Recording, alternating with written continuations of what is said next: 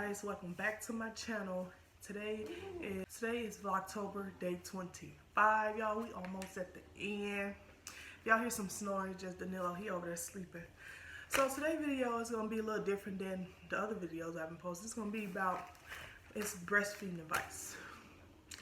Right there. Advice from experience. I have breastfed all three of my kids. My oldest, she's 5. And my youngest, he's 1. He's still currently breastfed. He's 15 months to be exact. So if you see me looking down, I'm just looking on my little notebook I wrote some notes on. So it's not in any order. I just wrote what came to my head. So be patient. It's not gonna be easy. So y'all don't stress. With my first 2, with my daughters, it was very hard for me. Like with my oldest daughter, I didn't know what I was doing. I just knew I wanted to breastfeed. So I only breastfed her for 4 months. It wasn't ongoing. I didn't really look more into it and why it wasn't successful. And just I said, oh well, and I just formula fed her. My middle daughter, I breastfed her for I think 8 or 9 months. And I stopped because I was so stressed out. Like she was eating a lot and I was working and I was trying to make sure she got enough. So stress, that's another thing. Stress will make your milk supply drop, and that's what it did to mine. And I just said, let's formula feed her. But with my last, I knew this was gonna be my last baby because I didn't want it anymore. And I said, and he's exclusive breastfed. Been on the boob since day 1, and he's been doing a really good job with that. And I learned more from my last 2. I joined Facebook groups. I know a lot of people say some Facebook groups are messy. Some of them are, but I just went on there to get more knowledge, and I did learn a lot from the Facebook groups that I'm in. So if you do want to join Facebook groups, breastfeed mom groups, I use you too if that's something you want to do, because I did and it helped me a lot. Okay, fed is best. I want y'all to remember that, because a lot of people be like, oh, people always talking about breast is best, fed is best. 2 of my other kids were formula fed because stuff just didn't work out with the breastfeeding. So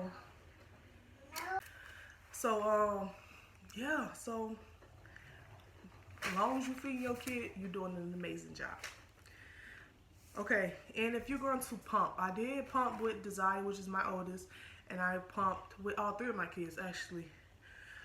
If you're going to pump, get on the schedule. Like you don't want to be engorged, because you might pump every 2 hours, especially when they're newborn. I think it's a good idea to pump every 2 hours, or pump while they feeding when they not feeding. So I did the every 2 hour thing. Miss, just say you go 4 hours, then you're gonna be already engorged, in pain, uncomfortable. So you might as well get on the schedule if you're going to pump. If you're just going to bottle feed or have milk stored and pumping, then it's best to get on the schedule.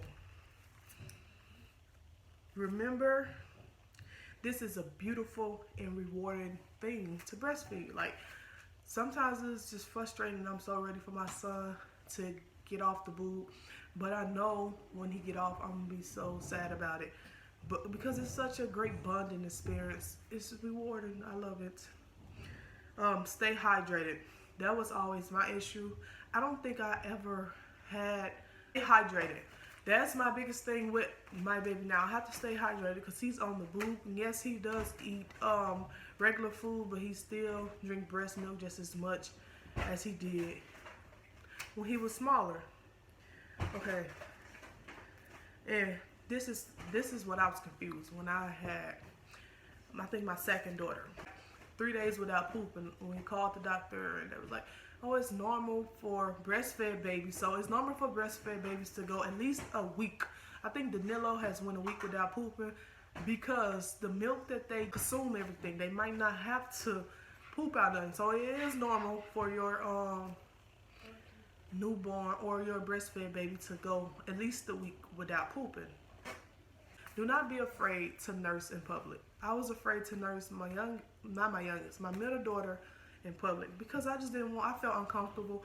I didn't want everybody just staring at me but I would nurse my son anywhere in front of anyone. So I'm very confident with nursing in public. So if you're thinking about like, go ahead, you might as well go ahead and do it and get it over with, because you're feeding your baby. Why can't you feed your baby in public comfortably? Another thing, milk supply depends on demand. The more the baby drinks, the more milk you will get. So just say if you were pumping, just say you was on a schedule and you stop. The more like the milk on the breast and he on the breast every 3 hours, just say. And just say I'll skip one, because he can skip feeding. He's 15 months. So now that's telling my body to make less milk. But the more he's on it, the more milk I make. So breast milk depends on supply and demand. So if you demand more milk, you have to pump more, or you have to feed baby more. So good nursing bras are important, or bras in general are important, because it hurts if you got like a too tight bra. It has to mess with your breastfeeding journey, and just be very uncomfortable. So get good nursing bras or regular bras if you want to wear regular bras. I prefer nursing bras because I am still nursing. Okay, this is just the little benefits of breastfeeding. Boosting antibodies. So I think my son has been sick maybe twice since he's been 15 months. Once he had, we all had got the stomach bug. He got that, and then I think we had the flu maybe a month ago, and that was the only 2 times he had ever been sick. And it reduced risk of infection, viruses, ear infections, allergies, and eczema. So I have used breast milk for, none of my kids had cradle cap, but I heard it's good for cradle cap.